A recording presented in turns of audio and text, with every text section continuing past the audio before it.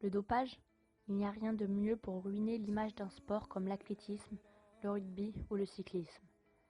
C'est à cause des personnes qui se dopent qu'il y a de plus en plus de jeunes dopés. Ça ne devrait pas exister, ça ruine plus d'une personne en voyant ses athlètes meilleurs de jour en jour, en s'épuisant de moins en moins. Ça démoralise en voyant qu'être premier est impossible avec des gens comme ça. Comme en athlétisme, arriver d'une course de 800 mètres à fond et battre de 1 minute ceux qui seront derrière et qui, eux, se seront entraînés depuis plus de 10 ans. Voir son rêve partir à l'eau à cause de gens comme ça, de tricheurs, ça doit mettre la haine. Ça dégoûte du sport, à tel point d'arrêter et d'abandonner à jamais, ne laissant pas la place aux plus forts mais aux futurs dopés. À quoi bon s'entraîner encore et toujours, pour affronter des gens qui au final seront toujours meilleurs? C'est dégueulasse, ça devrait être disqualificatif à vie. Ça donne envie quand on est toujours derrière, on commence par une piqûre.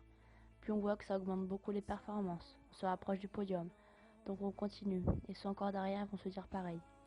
Et au final, ce ne sera plus un sport, mais bel et bien un jeu de triche, pour voir qui tiendra le mieux la dose maximale. Ce qui est dégueulasse, c'est que le dopage est un pilier du sport.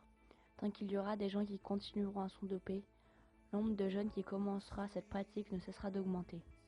Affronter des gens qui seront toujours meilleurs, quel que soit le nombre d'heures passées à s'entraîner, à quoi bon jouer contre des gens qui ne respectent pas les règles du jeu? Le jour où le dopage ne sera qu'un moyen de s'élever à la moyenne n'est pas loin.